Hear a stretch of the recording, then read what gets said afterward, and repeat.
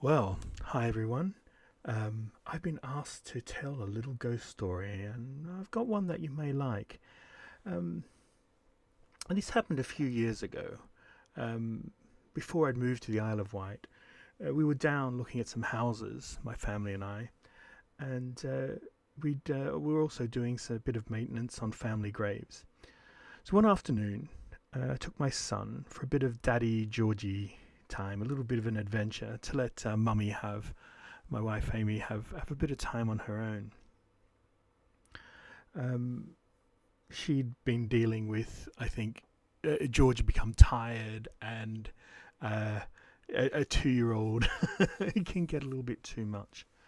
So we had a little bit of Georgie Daddy time.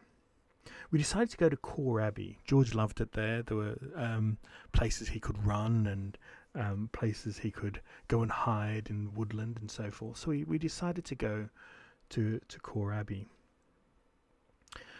We had a spot of lunch at the cafe, and then we walked down to the ruins to the old abbey. Um, it was hot. I remember it was a hot, sunny day, summer afternoon. The track down to the ruins was dusty. Everything had that warm scent about it.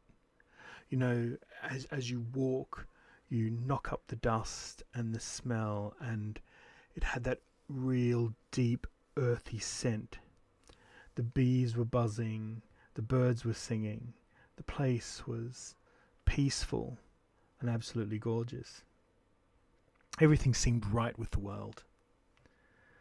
We stopped at the ruins, and George decided he was going to run up and down the track, pretending to be Thomas the Tank Engine. I let him go, making sure he didn't run out of sight, as um, he was known to do at times, but there was a gate at one end and a gate at the other, and he pretended that there were level crossings. I sat on a chair and watched the day go by. After a while, a monk from the abbey walked down and sat down next to me. He was an older gentleman.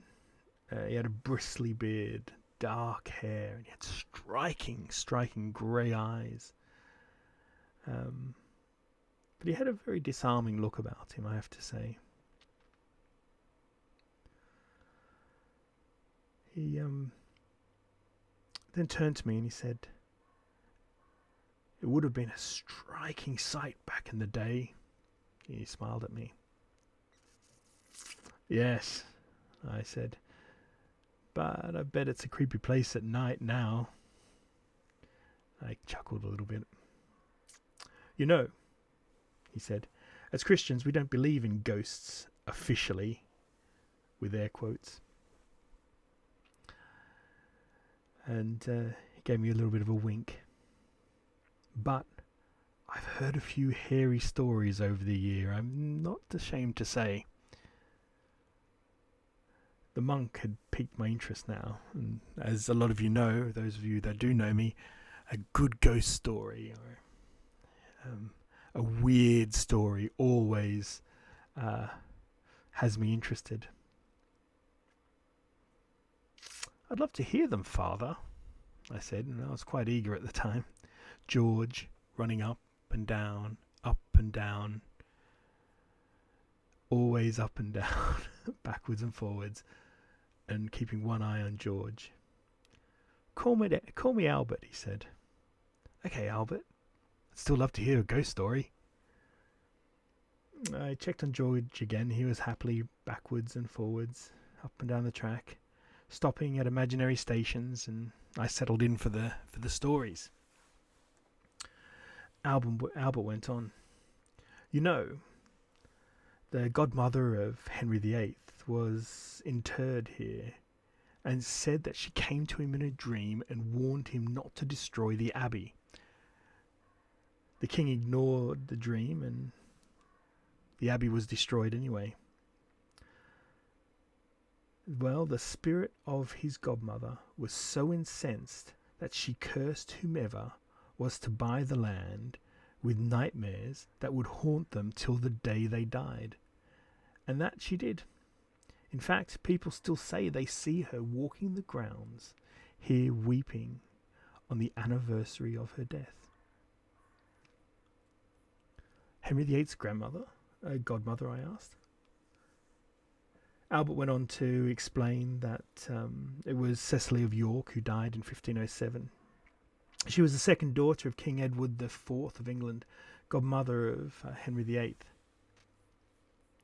He then went on to talk about how when they plundered the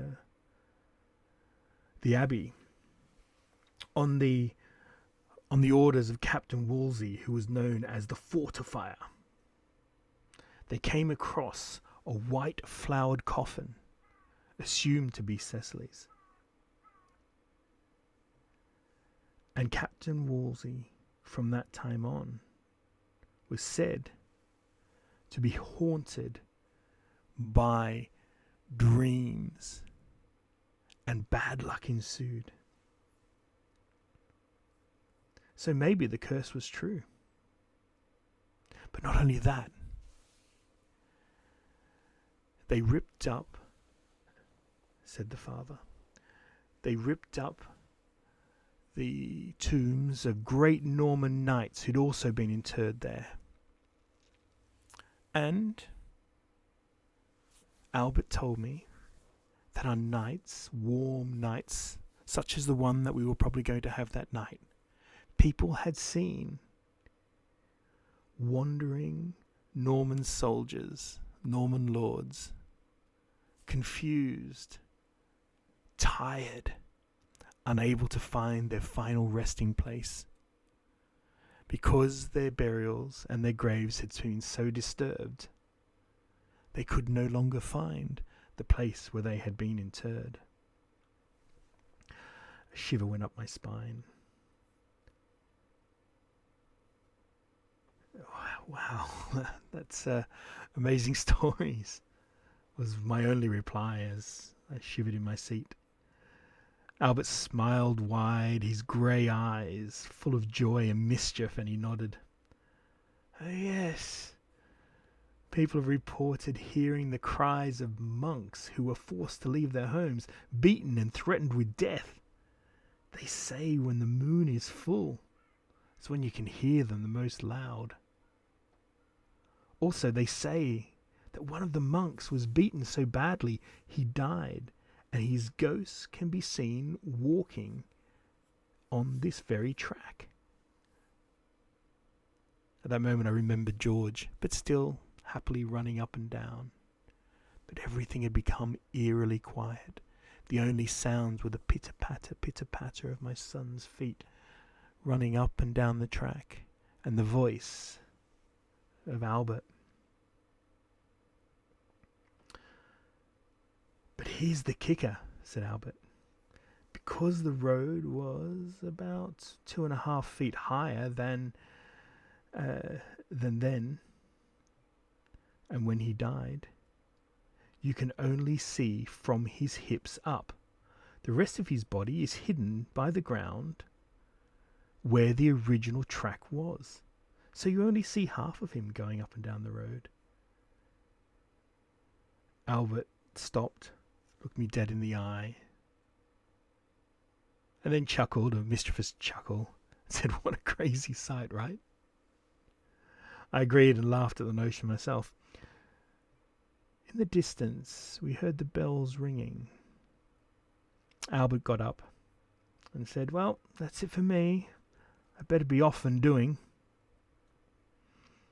I shook his hand and said goodbye, promising I would come to visit him again. Albert then said, "Just before I go, just one other little story, but I really must go. Have you heard of the Feast of Fools? They say that on New Year's Eve, you can hear the sounds of the Feast of Fools, where the common people were invited to overrun the monastery, where they would do such ungodly things as pretend to be monks. The resident monks would dress as women and behave in also an ungodly manner. The lay people pretending to be monks, the monks dressed in drag, eating from the altar, singing bawdy songs and getting drunk, and lighting shoes on fire as incense. What a sight that would have been, he said. I'm not sure how true that is. I smiled and thought about it for a while.